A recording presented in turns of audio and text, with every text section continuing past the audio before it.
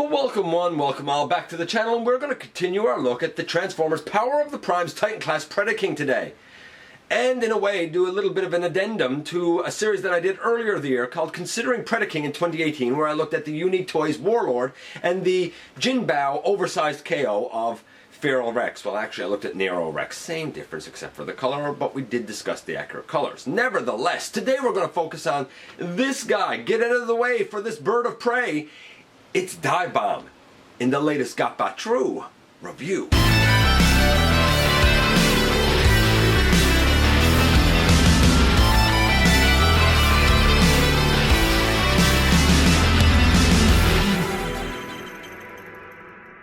Hey one, hey all, welcome back to the channel. I'm your host, Dennis Moulton, aka GotBot. Please check me out everywhere. Have a look at Machinery of Man, The Everything Factor, Transformers Collectors NL. Like, comment, share, and of course subscribe. Stick around, have some fun, see what's on the channel that might interest you. A lot to come, I'm finding it challenging actually to stay caught up with both reviews and stop motion stuff that I've got a bunch on the burner. Nevertheless, this is the character of Divebomb, the Predaking bird of prey. I think that this is fantastic. I love the look of it. Maybe this piece is down a little bit low. That's arguable. Maybe you think it's positioned just right.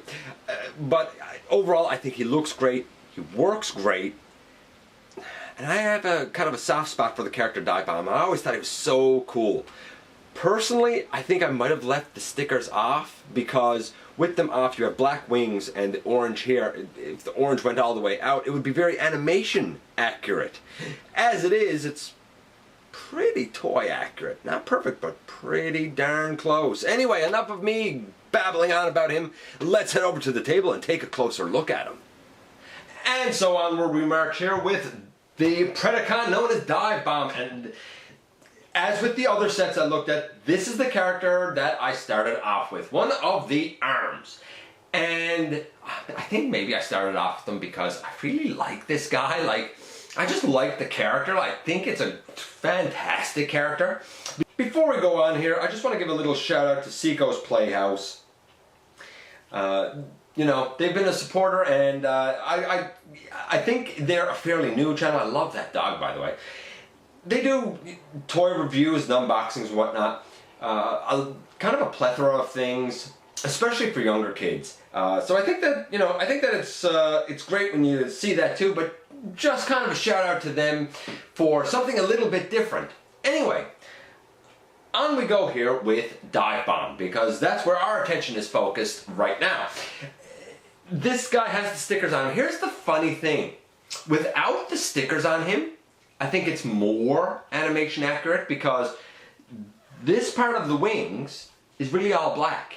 Had the orange continued up top and out toward the tip of the wing, it would be extremely animation accurate. But the stickers are on there. A lot of people have complained and said, "Oh, I don't like those stickers being on there because..." I don't know why I'm talking like that. "I don't like those stickers being on there because they're too hard to get on." No, they're not. They're not bad to get on. Tweezers help. I'll tell you that now. Tweezers really help. It looks good once they're on. It highlights the detail. You got to put on a couple of Decepticon symbols, a couple of little stickers on the side here. It's, you know, some stuff is tamper-graphed on, some stuff is stickers, and the quality of some of the stickers is a bit iffy. I love the wingspan.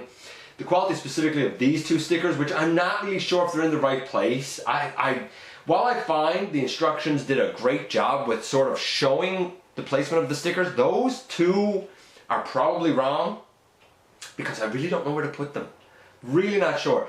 The backpack is big.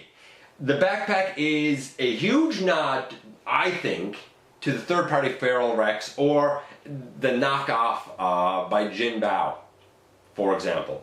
Probably even to Ares. Like, I think all of those have backpacks that become part of the combiner, and it gives this guy a huge wingspan. I think in order for a backpack like this to work that way, you need to have a Voyager class bird mode, which is why that sort of thing would never really work, I don't think, with this guy. Here he is next to something different, because I've seen a lot of comparisons of Divebomb next to Feral Rex's Talon, I think is his name. Here he is next to Warhawk from Unique Toys. This, of course, is a deluxe size, a perfect deluxe size, compared to a Voyager size, or what they're calling a Voyager size. So there you go. You know, they're both pretty accurate in terms of paint apps. I do find that, like, this yellow piece is down a bit low on Divebomb. You'll see what I mean when we get to robot mode. But it's fine. It's a fine bird mode. The wings can go out like that. They can angle back like this. They can't really go up or down. He can bend forward all the way. The legs, I mean, you could peg them together or keep them apart. The head does go up so you can get in like nice flying poses. I dig that. And when the head is up, you don't see a face or anything underneath. But if you open the mouth, you're going to see a face. So you might not want to open the bird mouth, you know, too much. If you only open it slightly, it just looks sort of red in there like a mouth sort of should be, I guess. I suppose. By the way, you will notice that I haven't really talked about his accessories yet because they're pegged onto him here and here. It's his two cannons. I think that they look good on him there. I will talk about them before we do the transformation, but I mean, there you go. That's kind of your bird mode right there. We will, by the way, go to robot and then we'll get him ready for a combined mode. So we'll take a look at his accessory real quickly, or at least one of them. There's two, but they're the same thing. We'll take a look at that really quickly and then we'll get into the transformation for this guy. And here we have his cannon. This piece can fold down or back. This has to do with how it attaches to Predaking, because these become his like shoulder cannons. This peg here goes into a peg hole on the side, kind of just underneath the arm in bird mode. It's sort of on the side of the body, and that's how they stay on in bird mode. It can be held in his hand, of course. In robot mode, we'll see more of that. It comes in two sections like this. I don't see any other reason to have them apart other than the storage in the box. When you take this out, there's a little notch down bottom, and that little notch or space goes over a little notch right here. So like, there is a specific way to plug that piece on. And it looks like this, and there's two of them. It's simple, but I like it. For the record, I mentioned that in bird mode, it pegs into a slot just underneath his arm. It is right here on the body. And that's how they're held in bird mode. And you'll notice that we are back a little ways here, largely because I want to make sure that we have room to actually do as much of this conversion as we can. And I wanted to kind of give a good glorious look at the bird mode, because it actually looks really nice. Like, I think that looks so cool and so menacing. Like, you want to talk about a bird of prey, man. Like, that's it right there, with such a nice huge wingspan and everything. For the conversion, here we go. The wings. Well, I guess you could leave them out. They should come down. We'll fold them back out of the way. Come down. We'll fold that back out of the way for now. We bring the bird head up. We open it up like that. Well, actually, I guess you should leave it down like that so you're not looking at the top of his head. The legs, they angle out on the side. We bring them all the way down, and when we bring them down, there's a little notch on the front and a little notch on the back that go in spaces, and that's what sort of locks it in there with friction. Yes, this is hollow. Unfortunate, but true. Then we do the same on this side, and there's really the kind of bottom done. We have this hinge here at the body. This is used for putting him in arm mode. For now, we're just going to hinge it all the way back and collapse it up if it wasn't already.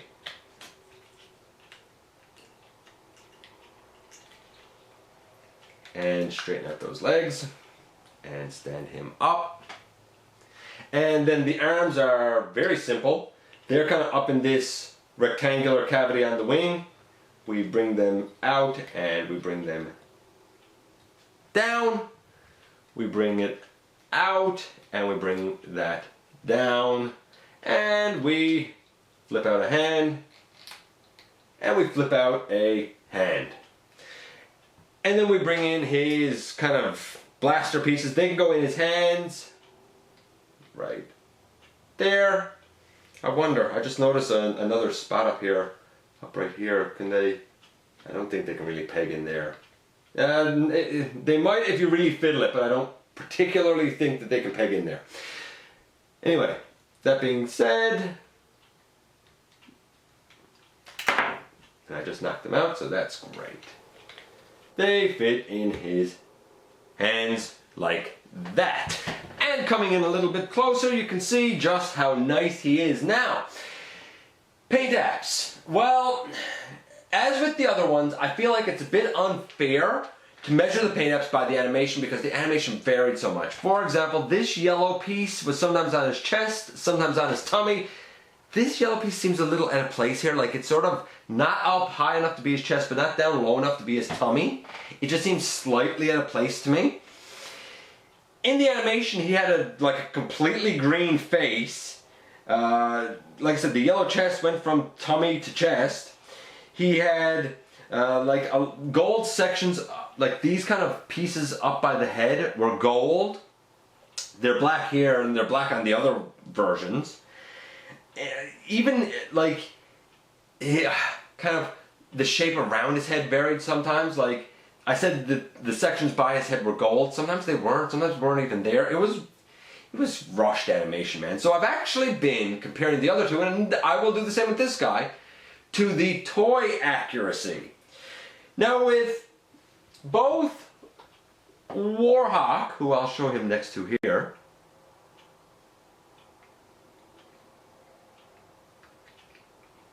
hard to get both of these guys kind of on screen because of the wingspan. Let's move Divebomb over slightly here. We'll bring Warhawk in here as a source of comparison. For Warhawk and for the Jinbao KO, or Feral Rex if you will, I said that both of them were really good and really accurate. The Warhawk was a 9.75 compared to the G1 toy. It's almost perfect.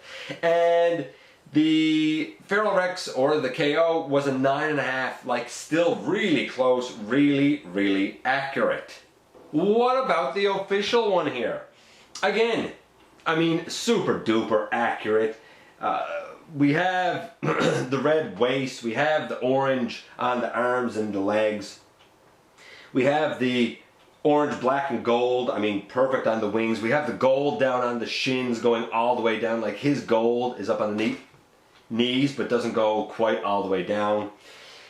It's about the only things off from the G1 toy that I can like even find to sort of nitpick about would be maybe the black should be a little further up the forearm, possibly, maybe, and the Decepticon symbol on that yellow piece should probably be a little bit smaller, but like both of that is really, really minor. I mean, it's 10. It's no mistaking that this is Divebomb at all.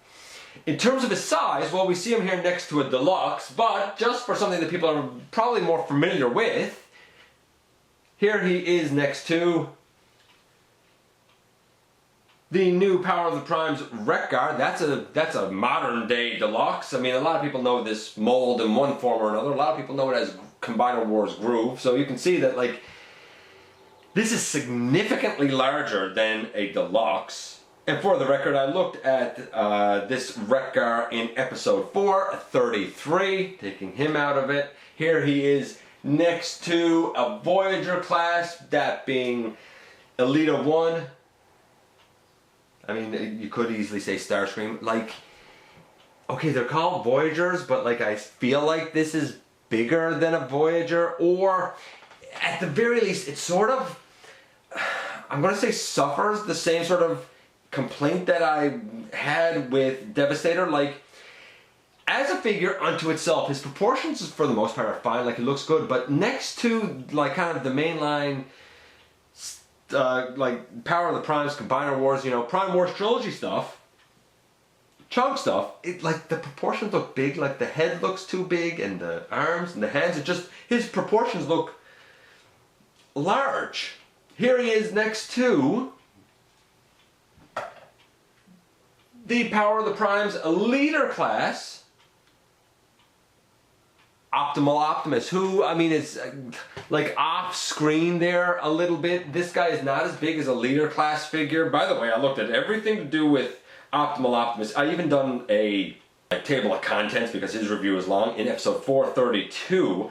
So like he's labeled as a Voyager, but like I feel like what we have is something that's in between Voyager and Leader, if that makes sense. But he looks good, so he's a 10. That's a great start. What about his articulation? Well, the other two scored a 6.5. Warhawk scored a 6.5 because he does not have bicep swivel. I think that's kind of unforgivable in the modern age. The Feral Rex, or even the KO, had a 9.5. It was really strong. What about this guy? Well, we're going to take these out of his hands. And by the way, they don't fit in there particularly terrific. Like, it's all right. The backpack, I already said how the wings can go back and these can come out. The head can look up, it can look down. If you bring it forward, it can go left and right. It can look way down if you bring it forward. That's really for his like combined mode, but like you have use of the hinge, so you have it. We'll give it to him.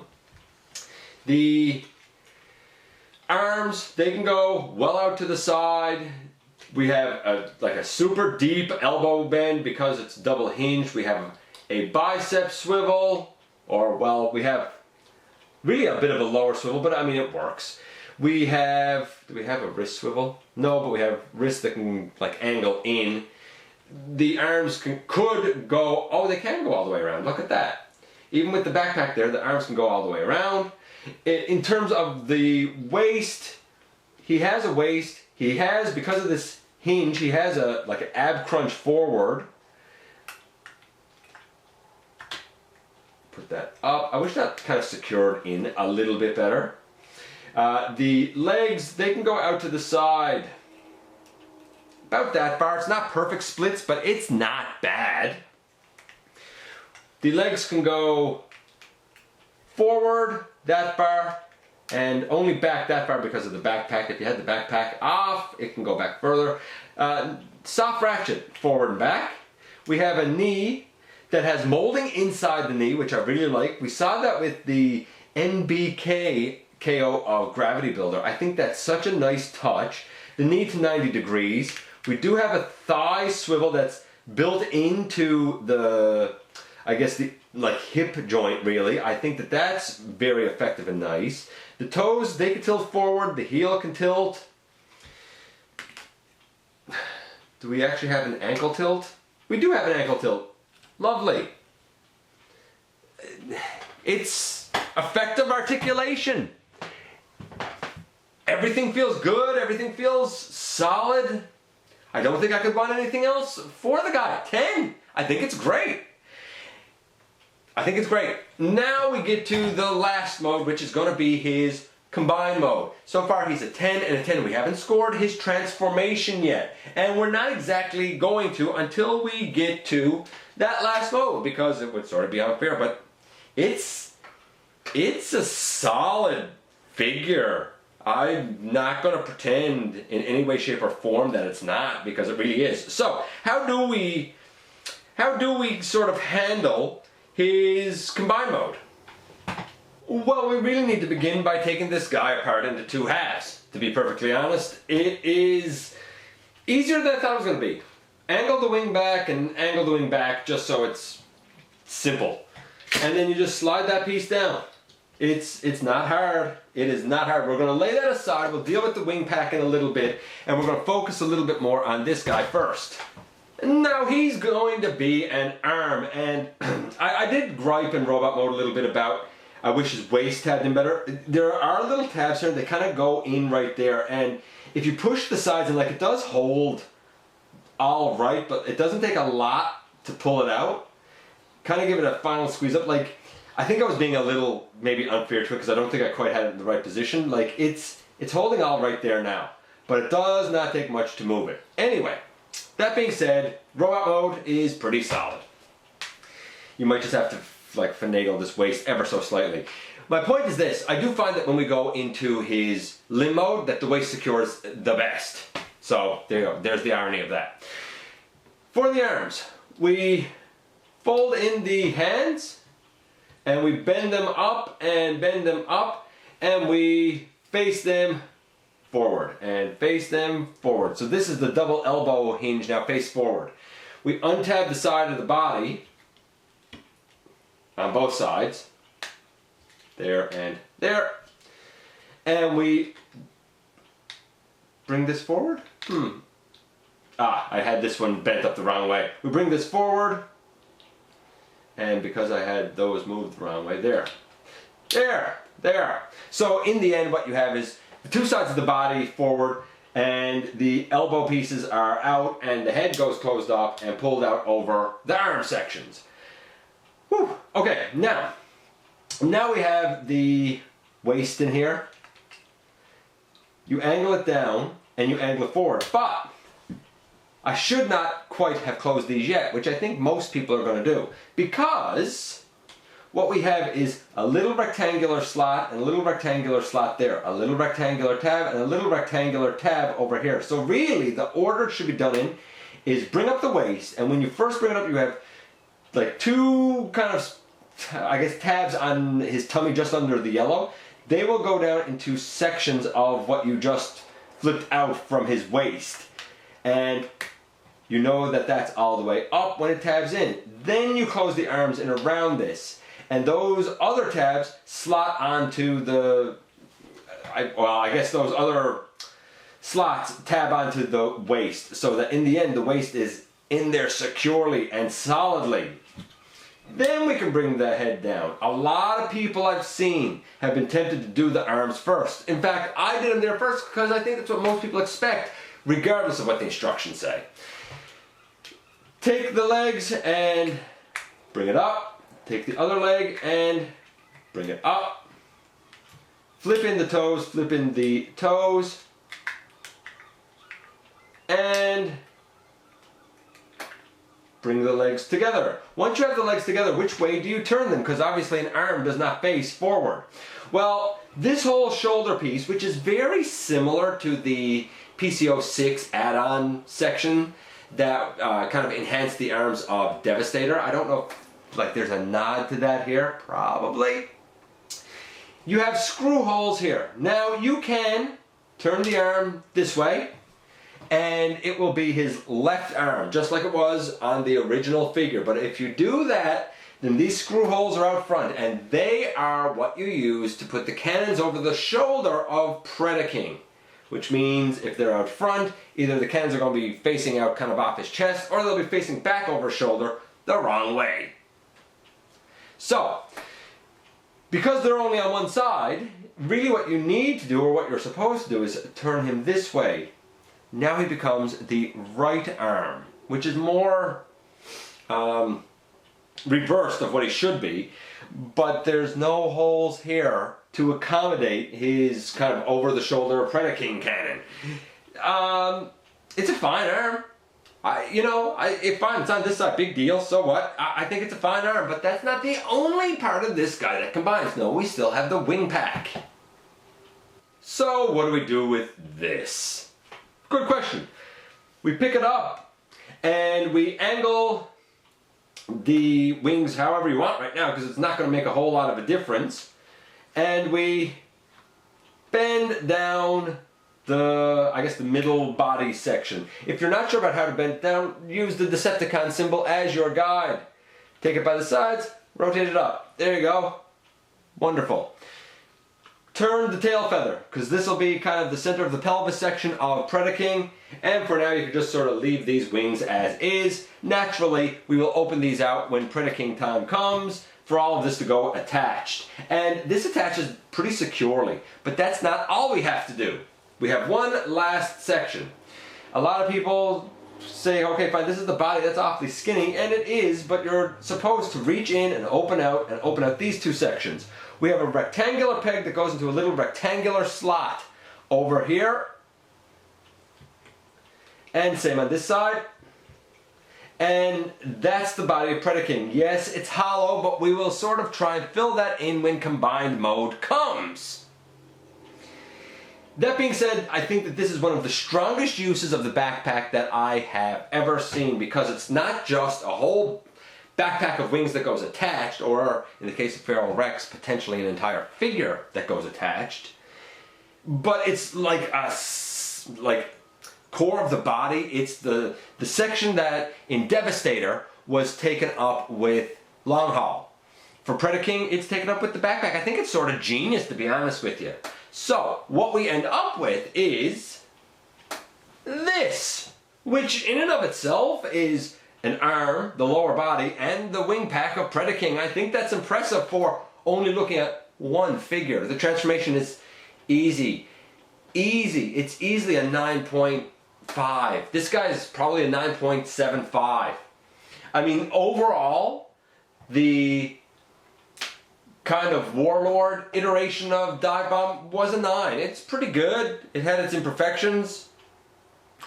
The Feral Rex version, or even the KO, is a 9.5. They done a really nice job. But this guy's a 9.75. So far, the Titan class is winning. The only real gripes that I could levy against him is potentially he could be considered too big for chug scale, but that's personal opinion. You know, that's not an objective criticism. That's totally subjective on my part. Maybe you think he scales perfectly. The other thing, and you probably noticed it already when we done the unboxing and when we looked at his kind of blaster accessories, there's no sword. No sword with this guy. In fact, no sword with any of them. Still, that being said, as a figure itself, he's great, he's fun, and he feels really, really good. And here we are once again, and what can I say about this guy? I think he's so versatile and actually works so well. Yes, you might complain about the hollowness in the leg, I get that, but honestly, the plastic feels good enough that I really forget that it's hollow there. Same with the forearms here. I forget that it's hollow because the plastic feels good. The bottom line is this: the Unique Toys version of this character got about a 9. Some people would say it's too small. That's sort of a different thing. But as a toy, it's good. It was just missing bicep swivel. That's about it. The KO Feral Rex, oversized Feral Rex version, that got a 9.5. That is an excellent incarnation of this character. But then we get to the Titan. Now, for me, I think it's a little bit too big, but that's debatable. So I'm not holding that against it. As a toy, as a figure, as a transformer, it's a 9.75. It's pretty fantastic. In fact, about the only complaint that I could levy against it is that I don't find that these blasters stick in his hands very securely. Outside of that, the fact that the wing pack becomes not only wings, but part of the torso is genius, and he makes a pretty good looking and solid arm. I like him. He's a win. And what a great start, along with Onyx Prime that I looked at in the unboxing video. What a solid start for this Titan class combiner. Anyway, let me know what you think about this guy. I think he's great. You know, I always love to hear from you guys. I'm going to say thanks again for dropping by, giving me some of your extremely valuable time. Please, again, hit that subscribe button, stick around, have some fun with us, and I very much look forward to the next time that you and I get together to have another visit when we start looking at the legs of the combiner. I'll let you kind of guess which one is going to come first and which one is going to come second. But I do very much look forward to the next time that you and I get together to have another visit right here inside the videos.